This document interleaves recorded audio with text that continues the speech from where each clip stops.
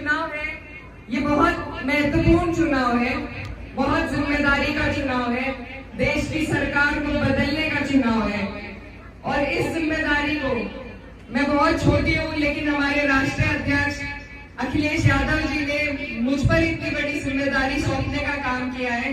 और मेरे पास मेरे भाइयों के, मेरे बड़े बुजुर्गों के अलावा और कोई दौलत नहीं है जो ये नैया पार लगा सके। तो मुझे आप सबकी जरूरत है, आप लोगों से मेरी गुजारिश है कि इस जिम्मेदारी को निभाने में, इस चुनाव को लड़ने में, इस चुनाव को जिताने में आप लोग मेरा सहयोग करो। और मैं आपसे वादा करती हूँ कि आज जो विश्वास आप मुझ में जता रहे हैं उसे मैं कभी टूटने नहीं दूंगी। इससे पहले जो चुनाव हुआ था उसमें आपने कई गांवों में बिना मांगे आपने 90% पोल करके आपने चुनाव माननीय सांसद जी को जिताने का काम किया।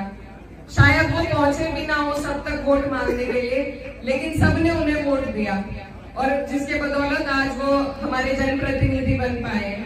लेकिन मैं बस ये कहना चाहती हूँ कि कभी भी जिसे आपकी वोट की कदर ना हो, जिसे आपके दुख और पीड़ा का पता ना हो, जो आपके बीच में आ न सके, आपके दुख को समझ न सके, ऐसी जगह दोबारा अपना वोट लेकर आप उसे वेस्ट न करिएगा। यही मेरी आपसे गुजारिश है।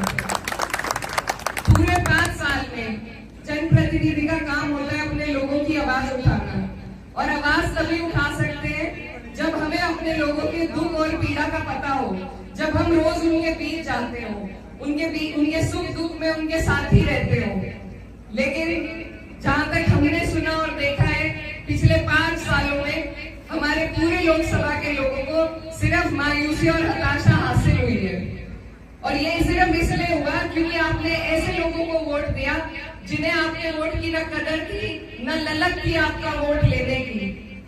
इसीलिए उन्हें कोई उन पर फर्क नहीं पड़ा आप पर क्या क्या बीती, किसी ने आपके बीच आकर आपका हाल नहीं जाना।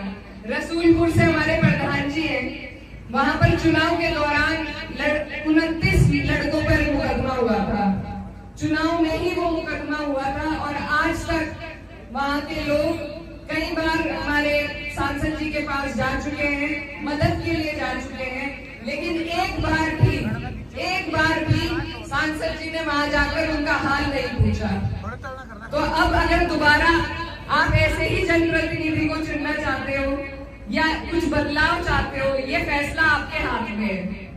सरकारें होती है लेकिन कड़ी से ही हमारा काम चलता है। अगर हमारे प्रधान मजबूत ना हो, अगर हमारे विधायक मजबूत ना हो, अगर हमारा सांसद मजबूत ना हो, तो सरकारों का कोई फायदा नहीं है। आपको सरकार का लाभ भी आपके लोकल जनप्रतिनिधि ही दिला सकता है। तो मेरी आप सबसे गुजारिश है कि आपने 5 साल का कार्यकाल देख लिया है। मैं छोटी हूँ लेकिन मैं डरूंगी नहीं, मैं किसी से घबराऊंगी नहीं। मैं जिनकी बेटी हूँ, उनका खून मेरे अंदर दौड़ता है। वो शेर थे और शेर की तरह वो सबका काम करते थे।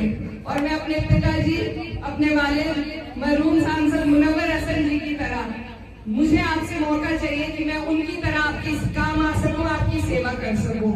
और आज जो एहसान आपने मुझ पर चढ़ा दिया इतना अच्छा प्रोग्राम करके, ये मैं कभी नहीं भूलूंगी। चाहे चुनाव में नतीजा कुछ भी हो, मैं कभी एहसान नहीं भूलूंगी।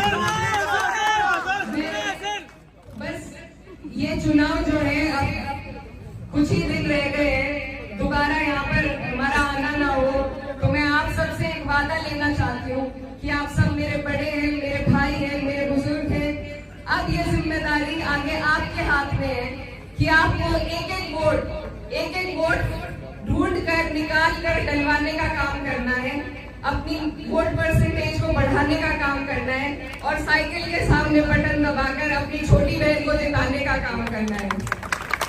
मैं बस आप सबसे बहुत दोबारा आपका धन्यवाद व्यक्त करना चाहती हूँ और कहना चाहती हूँ कि जैसे आज मैं आपके बीच में आई, इसी तरह मैं लगातार आपके बीच आती रहूंगी। आपने जो मुझे प्यार और सम्मान दिया वो मेरे सर माथे पर, अब आपसे इसी प्यार और सम्मान को वोट में तब्दील करने की मेरी गुजारिश है।